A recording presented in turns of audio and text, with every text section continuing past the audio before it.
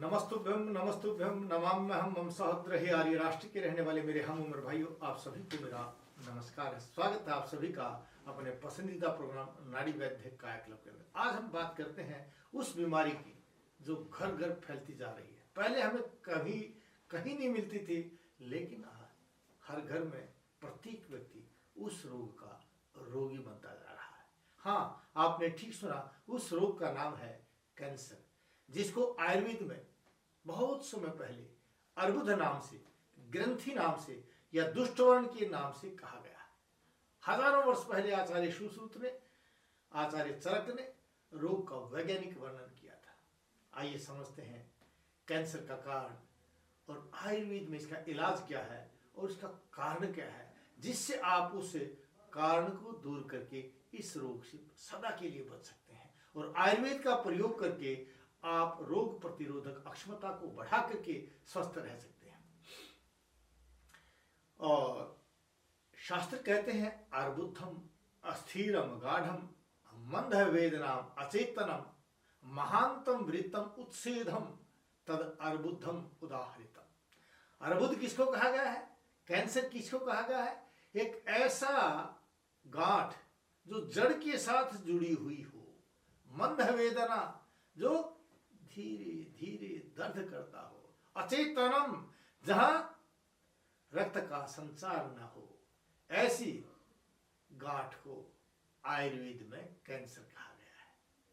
यानी जो गांठ कठोर हो, धीरे धीरे बढ़े, कम दर्द दे और जड़ तक फैली हो, आयुर्वेद में उसे अर्बुद कहा गया है, कैंसर कहा गया है, मैलिग्नेंट कहा गया है। कैंसर को कारण क्या है, आयुर्वेद क्या कहता है, ध्यान से सुनिए। इन कारण को दूर कर दीजिए, आपको कैंसर नहीं हो सकता। दोष ही मासम प्रदुष्यो जायते मांस संश्रयम अर्बुद्धम नष्ट चेष्टम च तद असाध्यम उदाहृतम। ये कैंसर असाध्य कब हो जाता है? दोषई मासम प्रदुष्य एव जायते, यानी आपके शरीर के अंदर जब दोष दूषित हो जाए और मांस भी दूषित हो जाए और वो मांस में स्थित होकर के गांठ के रूप में बन जाए, नष्ट चेष्टम जिसमें कोई चेष्टा ना हो, प्रगाढ़म जो नीचे तक जुड़ा हुआ हो, तद असाध्यम उदाहरितम, उसको असाध्य कहा गया है। और इसका कारण क्या है? आप जो आजकल केमिकल का भोजन करते हैं ना, बाजार के जो भोजन करते हैं, जो आपको अन्न वगैरह मिल रहा है जिसमें बहुत ज्यादा केमिकल डाल रहा है, ये भोजन आपके इस रोग को पैदा करता है। और जो आप देर में रात भर जगते रहते हैं और तब भोजन करते हैं, यह भी क्योंकि शरीर के अंदर रात भर जगने से एसिड पैदा हो जाता है, तो ये एसिड युक्त भोजन ही आपके इस रोग को पैदा करता है। और अनियमित दिनचर्या, आप कभी सुबह भोजन कर रहे हैं, कभी रात को कर रहे हैं, कभी सारा दिन ही नहीं कर पा रहे हैं, और कभी एक बार कर रहे हैं, कभी दो बार कर रहे हैं, कभी भरपेट कर रहे हैं, कभी बिल्कुल नहीं खा रहे हैं, इसको बोलते हैं अनियमित दिनचर्या। ये भी आपके इस रोग का कारण है। और आप जो लोग धूम्रपान करते हैं ना, बीड़ी सिगरेट इत्यादि पीते हैं, हुक्का पीते हैं, शराब तंबाकू, वो बहुत ज्यादा जो आप चिंता करते हैं, भय युक्त रहते हैं, शोक युक्त रहते हैं, और आपका शरीर जो कमजोर होता जा रहा है, ये जो है आपके शरीर में इस रोग के कारण है। लेकिन आयुर्वेद इससे अलग कहता है।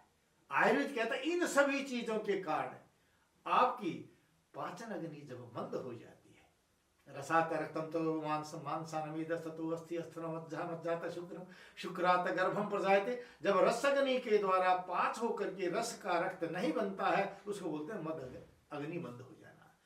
त्रिदोष, आपके तीनों दोष जो है, वात पित्त और कफ, जब मंद हो जाए, आम दोष, शरीर में आम दोष बनने लग जाए, यानी जब डाइजेशन पावर आपकी मंद हो जाए, अग्नि मंद हो जाए, अग्नि मंद बोलते हैं इसको, तब मांस और रक्त दोनों इस आम से दूषित हो जाते हैं। मांस भी और रक्त भी जब दोनों आपके आम से दूषित हो जाते हैं, तब यह आम रस इकट्ठा होकर के ठोस बन जाता है, जिसको गांठ कहते हैं, और इसी गांठ को अर्बुद कहते हैं, और इसी अर्बुद को कैंसर कहते हैं। इसी कैंसर से आप डरते हैं, मैलिग्नेंट कैंसर के नाम से यानी दुष्ट वर्ण के नाम से इसको जाना जाता है।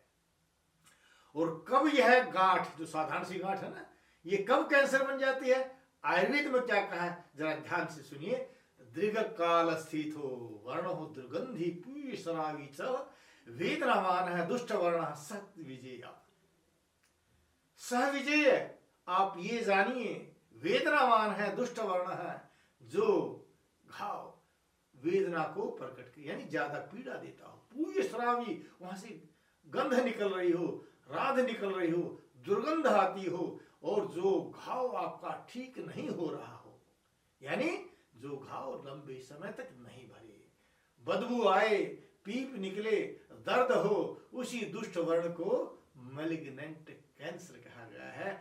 जिस कैंसर के नाम से आपको घबरा जाते हैं, जिस कैंसर के लिए आपको शेक लगानी पड़ती है, जिस कैंसर को ठीक करने के लिए आपको कीमो चढ़ाई जाती है, उसके बहुत ज्यादा साइड इफेक्ट आते हैं, शरीर कमजोर हो जाता है और शरीर में रोग से लड़ने की ताकत खत्म हो जाती है। लेकिन आयुर्वेद का जो उपचार सिद्धांत है वो बहुत ही आसान है, जो आपको कोई साइड इफेक्ट नहीं देता, जिसका कोई भी दुष्प्रभाव नहीं है, जो आपके शरीर में रोग से लड़ने की ताकत को पैदा करता है और इस रोग को दोबारा नहीं बनने देगा, क्योंकि यह शोधन भी करता है और समन भी करता है। तो कौन सी चिकित्सा है आयुर्वेद में? शोधन चिकित्सा, जिसको आजकल जो है ना व्हाट्सएप वाले, मीडिया वाले, सोशल मीडिया वाले डिटॉक्स के नाम से कहते हैं, इसको शोधन चिकित्सा कहा गया है आयुर्वेद में।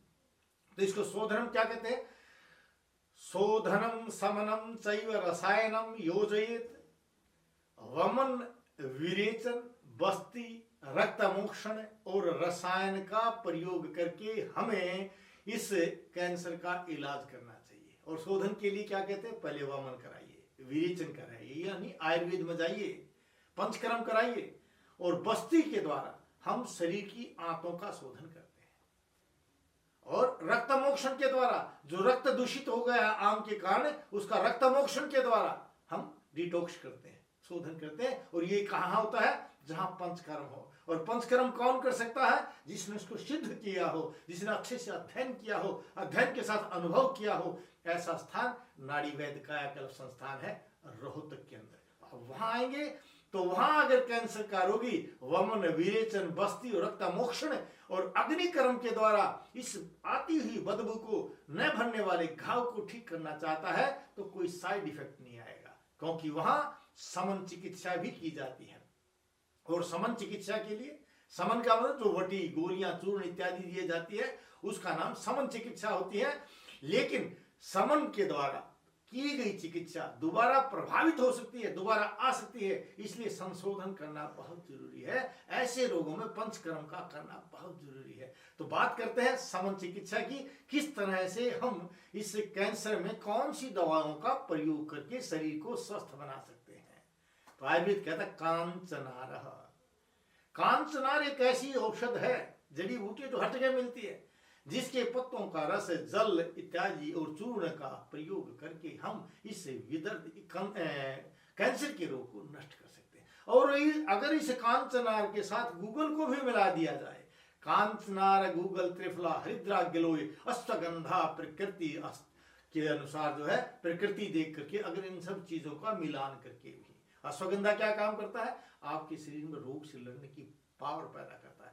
मसल्स में जो पावर है ना, वो पावर अश्वगंधा पैदा करता है। और गिलोय, गिलोय आपकी रक्त में जो पित्त बढ़ गया है, उस बढ़े हुए पित्त को नष्ट करता है और बाहर निकाल देता है। हरिद्रा का काम है एंटीऑक्सीडेंट, जो आपके अंदर घाव भरने की ताकत पैदा करता है, रक्त शोधक भी है। और त्रिफला रक्त का निर्माण करता है और शरीर की गर्मी यानी खून की गर्मी को दूर करता है। ये सभी चीजें अगर मिलाकर के कांचनार, त्रिफला, हरिद्रा, गिलोय, अश्वगंधा, अगर इनका प्रयोग किया जाए तो ये कैंसर का समन कर देती हैं। और समन के बाद अगर आप पंचकर्म करा लेते हैं तो दोबारा नहीं बन सका। नहीं तो आपने क्या देखा है? आपने कीमो कराया, ऑपरेशन कराया, सीख लगाई, 2-2.5 साल में फिर आ जाता है। लेकिन आयुर्वेद में अगर आप ऐसा करेंगे तो नहीं होगा। और तीसरी आयुर्वेद की सबसे उत्तम चिकित्सा है रसायन। इसको कहते हैं रसायन चिकित्सा। रसायन क्या? जो इम्यूनिटी पावर को पैदा करे। और रसायन किसको कहते हैं? रसायन में क्या होता है आप सुनिए ध्यान से।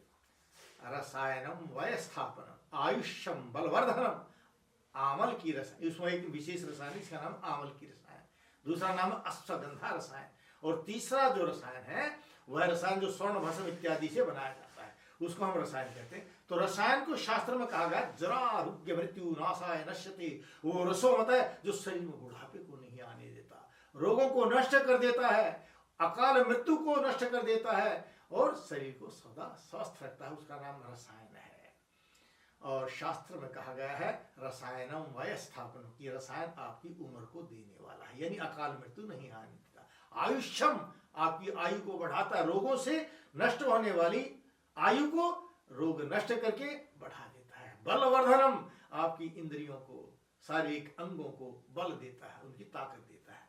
और उसमें जो औषधीय रसायन है जिसमें भस्म इत्यादि का प्रयोग नहीं कर सकते, उसका नाम है आमल की रसायन, अश्वगंधा रसायन, ब्रह्म रसायन, च्यवनप्राश, इस तरह की बहुत सी चीजें जो रसायन के रूप में जहां औषध का प्रयोग नहीं करते और जहां भस्मों का प्रयोग किया जाता है, रस और रसायनों का प्रयोग किया जाता है, वो अति उत्तम माना जाता है। जहां पारा, गंधक, सोना, इस तरह की चीजें जो मिला करके जिस रसायन का निर्माण किया जाता है, वो जो बहुत ज्यादा ताकत दे करके शरीर में रोग से लड़ने की ताकत को पैदा करके आपके इस अर्बुद रोग को नष्ट कर देता है। तो अब मैं आपको बताऊंगा कि आयुर्वेद क्या कहता है इस रोग के बारे में और कैसे इसको नष्ट करें। आयुर्वेद में संपूर्ण रूप से इसको क्या कहा गया है। दोष दूषित मांसो उत्थम ग्रंथि अर्बुद्धम उदाहृतम शोधनय समनय रसायनश्च नाशयेत्, यानी किसको नाश करें? कैंसर को, अर्बुद को, ग्रंथि को, किस चीज से नाश करें?